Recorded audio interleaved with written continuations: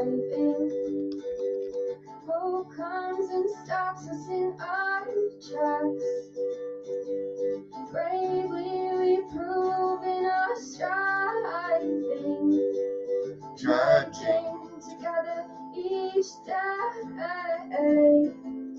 Where there's a will, there's a way. I guess I don't have to do that. Welcome, Daily Trudge. Welcome, welcome. Good to have you. Got Dreamcatcher on Instagram already. Good to have you. I usually do a little bit of yakking before I really get started. Usually takes people a few minutes to get here and things like that. So,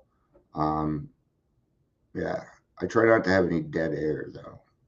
I will do my best not to have dead air.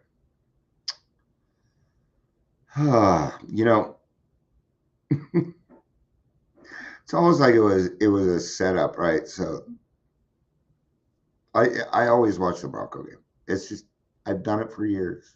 Done it for years. I enjoy watching football. It's what I've done. I watched more football sober than I have drinking because usually drinking by 6 o'clock I'm done. I'm gone. All right. So yeah, but when it comes to preseason, it always gets jacked up with it. So I'm like, you know what? I decided to be a little more proactive today. And I went and bought myself a decent antenna for my TV to solve the damn problem. So there we go. There we go. Now it's working. I have channel 20. I can watch my football. There we go. Did I fill up the time? Did I entertain you? Hey Gary, good to see you. Good to see you. Yeah, the personality changes needed. I like this one. It's a little different, and I'm gonna be honest, I never even looked at page one of As Bill Sees It. I heard somebody read it the other day. I'm like, no shit, no shit. There's more. Wow, there's always more. I don't even think I've touched the tip of the iceberg with everything that I've done, and I do a lot, man. I do a lot of self-searching. I do a lot of digging. You know, I've noticed as I've gotten older, the cleft in my chin is going away. Or is it just shadow? I think it's just shadow. Moon shadow, moon shadow. Here we are. We're at the 3-minute mark. Let's get started. Let's get started. Welcome to Daily Trudge. I'm Dion. Yeah, that's me. If you're here, please say hello, whether you're watching the live or the rewatch. I am not listening. That makes no sense. Okay. Anywho's it. Let's do this. I already did the please say hello. Let's do this. Right. It has often been said of AA that we are interested only in alcoholism. That is not true. We have to get over drinking in order to stay alive, but anyone who knows the alcoholic personality by first-hand contact knows that no true alkie ever stops drinking permanently without undergoing a profound personality change, and it's true. I've watched it. Watched it. If you don't change, you're just going to go back to what you were. You know, well, everything is wrong with it, right? You don't have to change. You don't have to change one thing. Everything, right? What was wrong with it? Do you really want me to go into it? Right? That yeah, our addiction wasn't the problem. Our addiction wasn't the problem. Our addiction was the solution to a problem that we were having. Yo, Daryl, good to see you. Good to see you. He's got a new kitten. I'm jealous because I want a kitten, but I don't. but I wouldn't want to keep it. I got too many cats. I got too many cats. We're building a cat. Well, I shouldn't say we. My wife and her daughter are doing. I'm just, you know what I'm doing? I'm staying out of it. When they need help, I just help. That's it. Otherwise, they're doing it together, and I'm just to stay out of it. I'm like, well, you need to torque that a little bit, and there you go. Okay, you got that. Yeah, cool. It's looking great, man.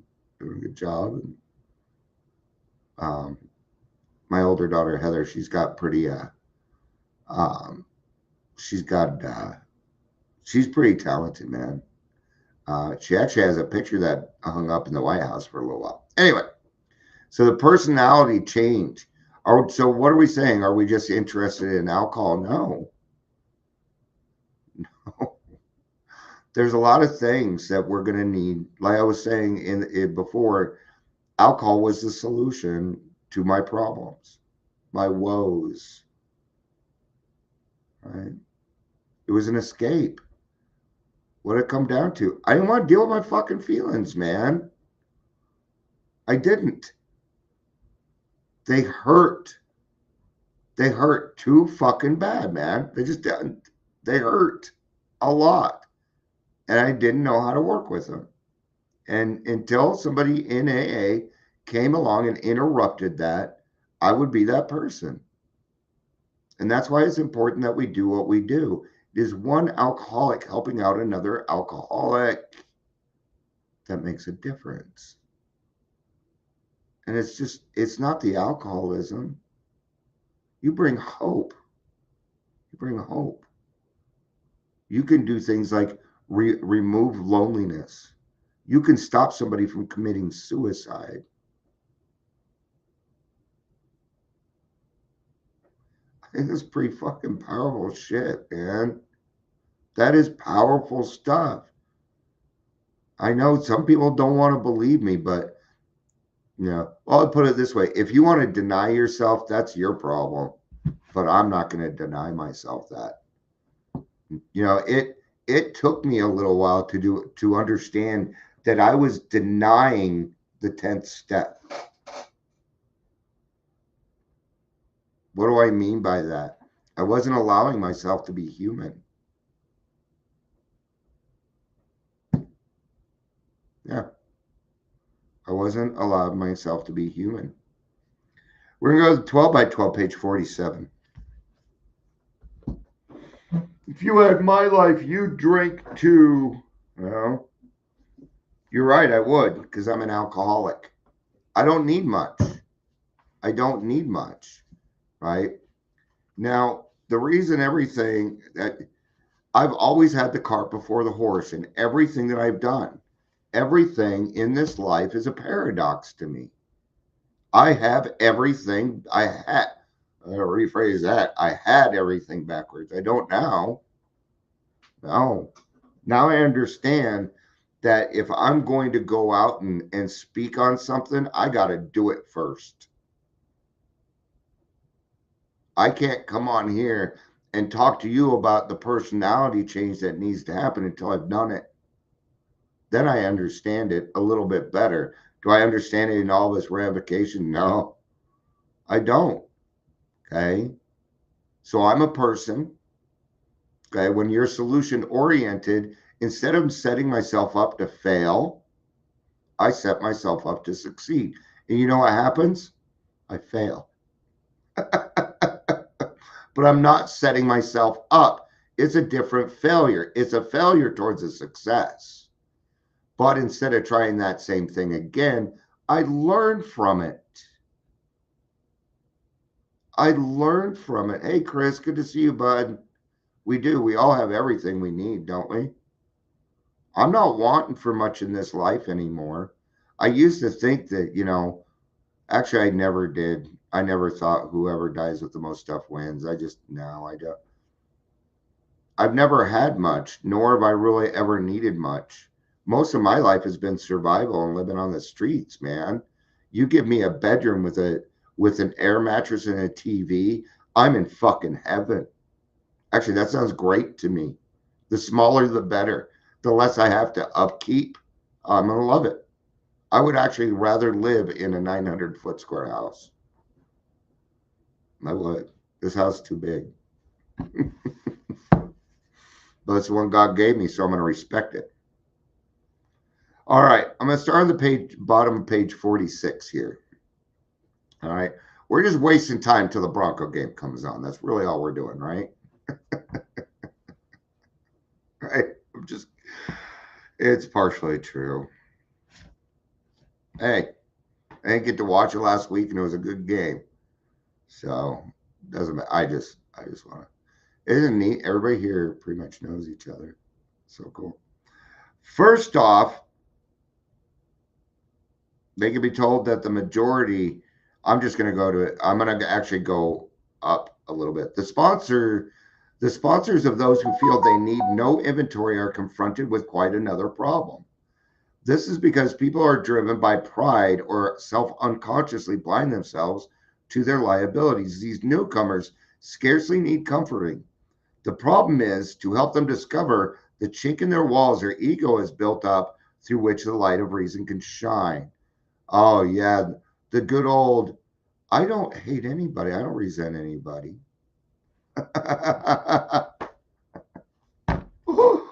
No, no. I never hurt my mom. Did you steal anything from your mom? Yeah, here and there. Oh, but you didn't hurt your mom. You're saying she doesn't have feelings? See, you can get through to them.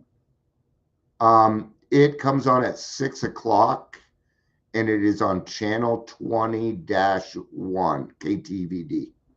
So Channels Night affiliate. So channel 20 is what it will be on. Right. First off, they can be told that the majority of AA's members suffer severely from self-justification from their drinking days. Okay. Resentment doesn't have to be anger. Resentment is a spiritual malady. It is part of my spiritual malady. You know, I'm not going to get very far in this world by hating. I can't hate alcohol. The people that I constantly have to quote unquote battle, I can't hate them. It serves no purpose. As a person, I'm a leader. I have to do it the right way, or I wither and die. I know the consequences. I'm a little bit older, and I'm not willing to fuck around and find out like I used to. I'm just not willing to do that. Right? For most of us, self-justification was the maker of excuses. Excuses, of course, for drinking. That's all it is. That's all I was ever doing. Everything that ever came out of my mouth was a reason to drink. I was looking for them. I would create them. Yeah, of course. And for all kinds of crazy and damaging conduct. We have made the invention of the alibi a fine art. Did you know that alcoholics are salespeople? They're the ultimate salespeople. Yep. They will sell you your own shoes for a drink. Yeah, Chris, thank you. And that's, you know what, that's a very good point. It is part of the spiritual battle that I have to pray for the enemies. Yeah. Thank you for bringing that up. That's very good. Okay. And I like it when people bring things up. I don't remember. I don't know it all. I do, just not all at once.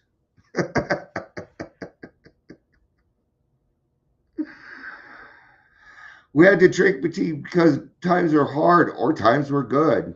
Oh, are you breathing? I got drink. That's all it takes. We had to drink because we at home were smothered with love or got none at all. We had to drink because at work we were great success or dismal failures. We had to drink because our nation had won a war, lost peace, and so it went ad infinitum. Infinitum means forever. And I have heard almost every fucking excuse come out of my own mouth. My own mouth. Here it is. We thought conditions drove us to drink. And when we tried to correct these conditions, right, to our own perfectionist mind, right, that it needs to be this way, and found that we couldn't to our entire satisfaction, our drinking went out of hand and we became alcoholics. It never occurred to us that we needed to change ourselves to meet the conditions, whatever they were. Yeah, I always thought everybody else had to change to meet my conditions. That's called a demand. That's just pure manipulation, is all that is. Okay. And I would even go as far as to hurt other people. My lazy eye is way off. You'd see it, right? You see it's like way to the right. It never occurred to us that we needed to change ourselves to meet the conditions. And that leads us back to what? Good news, bad news, right? Bad news. I'm the problem. Good news. I'm the problem. I can change me. I'm the first thing that needs to change. I need to be open-minded. I need to be malleable. And I'm going to tell you, sometimes I get fooled. You bet. In fact, Daryl just put something out about that.